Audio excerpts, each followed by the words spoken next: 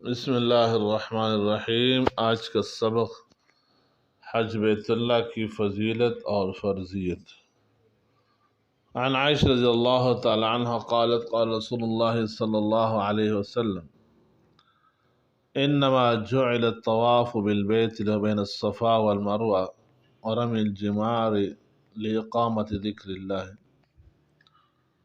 حضرت عائشہ صدیقہ رضی اللہ تعالی عنہ سے روایت ہے کہ رسول اللہ صلی اللہ علیہ وسلم نے فرمایا کہ بیت اللہ کے گرد پھرنا اور صفا مروہ کے درمیان چکر لگانا اور کنکریوں کا مارنا یہ سب اللہ تعالیٰ کی یاد کے قائم کرنے کے لیے مقرر کیا گیا ہے۔ یعنی ظاہر والوں کو تعجب ہو سکتا ہے کہ اس گھومنے دوڑنے کنکریاں مارنے میں عقلی مصلحت کیا ہے، مگر تم مصلحت مت ڈھونڈو، یوں سمجھو کہ اللہ تعالیٰ کا حکم ہے۔ اس کے کرنے سے اس کی یاد ہوتی ہے، اس سے تعلق بڑھتا ہے، محبت کا امتحان ہوتا ہے، اور جو بات عقل میں نہیں آتی حکم سمجھ کر اس کو بھی مان لیا، پھر محبوب کے گھر کے قربان ہونا، اس کے کوچے میں دوڑے دوڑے پھرنا کلم کلا عاشقانہ حرکات ہے۔ زید بن اسلم رضی اللہ عنہ سے روایت ہے کہ میں نے حضرت عمر رضی اللہ تعالیٰ عنہ سے سنا ہے، فرماتے تھے کہ اب طواف میں شانیں ہلاتے ہوئے دوڑنا اور شانوں کو چادر سے باہر نکال لینا کس وجہ سے؟ حالانکہ اللہ تعالیٰ نے اسلام کو مکہ میں قوت دے دی اور کفر والوں کو مٹا دیا، اور باوجود اس کے اب یہ مصلحت باقی نہ رہی مگر ہم اس پہل کو نہ چھوڑیں گے جس کو ہم رسول اللہ صلی اللہ علیہ وسلم کے وقت میں آپ کے اتباع سے کرتے تھے، کیونکہ خود رسول اللہ صلی اللہ علیہ وسلم نے اس پر حجۃ الوداع میں عمل فرمایا جبکہ مکے میں ایک بھی کافر نہ تھا۔ اگر حج میں عاشقی کا رنگ غالب نہ ہوتا تو جب عقلی ضرورت ختم ہو گئی تو یہ فعل بھی موقوف کر دیا جاتا۔ حضرت عابس بن ربیہ رضی اللہ عنہ سے روایت ہے کہ عمر رضی اللہ عنہ نے حجر اسود کی طرف آئے اور اس کو بوسہ دیا اور فرمایا میں جانتا ہوں کہ تو پتھر ہے، نہ کسی کو نفع پہنچا سکتا ہے نہ نقصان، اگر میں رسول اللہ صلی اللہ علیہ وسلم کو نہ دیکھتا کہ تجھ کو بوسہ دیتے تھے تو میں کبھی تجھ کو بوسہ نہ دیتا۔ محبوب کے تعلق کی چیز کو چومنے کا سبب سوائے عشق کے اور کون سی مصلحت ہو سکتی ہے؟ حضرت عمر رضی اللہ عنہ نے اپنے اس قول سے یہ بات ظاہر فرما دی کہ مسلمان حجر اسود کو معبود نہیں سمجھتے، کیونکہ معبود تو وہی ہوتا ہے جو نفع اور نقصان کا مالک ہو۔ حضرت ابن عمر رضی اللہ عنہ سے روایت ہے کہ رسول اللہ صلی اللہ علیہ وسلم نے حجر اسود کی طرف رخ کیا، پھر اس پر اپنے دونوں لب مبارک ایسی حالت میں رکھے کہ بڑی دیر تک روتے رہے، پھر جو نگاہ پھیری تو دیکھتے کیا ہے کہ عمر رضی اللہ عنہ بھی رو رہے۔ آپ نے فرمایا عمر، اس مقام پر آنسو بہائے جاتے ہیں۔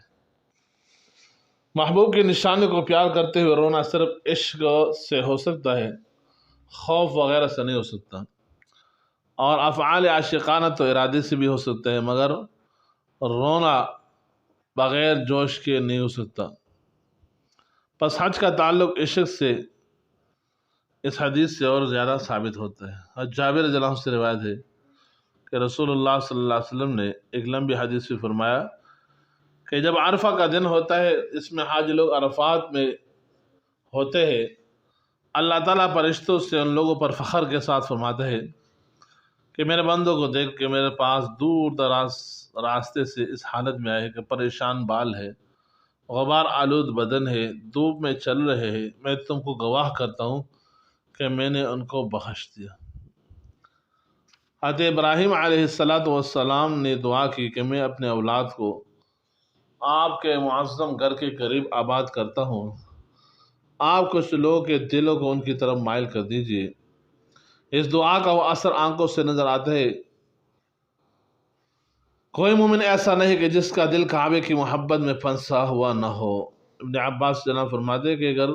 ابراہیم علیہ السلام یہ کہتے تھے کہ لوگوں کے قلوب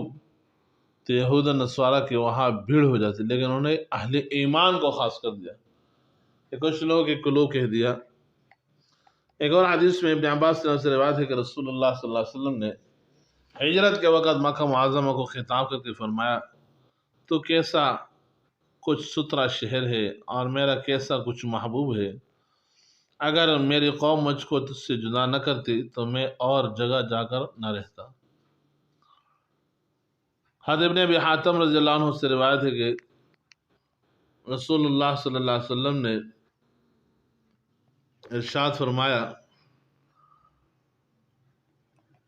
ابو امامہ رضی اللہ عنہ کی روایت ہے کہ رسول اللہ صلی اللہ علیہ وسلم نے فرمایا کہ جس شخص کو کوئی ظاہری مجبوری یا ظالم بادشاہ کی کوئی معذور کر دینے والی بیماری حج سے روکنے والی نہ ہو، یا اور پھر بغیر حج کے مرے، تو اس کو اختیار ہے کہ ہو یہودی مرے یا نصرانی ہو کر۔ یعنی فرض حج نہ کرنے میں کتنی سخت دھمکی ہے۔ تو حج و عمرہ میں بہت سارے فائدے ہیں، اللہ تعالیٰ ہم سب کو نصیب فرمائے، اللہ تعالیٰ ہم سب کو حرمین شریفین کی بار بار حج نصیب فرمائے، حج بیت اللہ کی سعادت نصیب فرمائے، اور ہم سب کو ارادہ دل میں رکھنا چاہیے۔ اللہ تعالیٰ ہم سب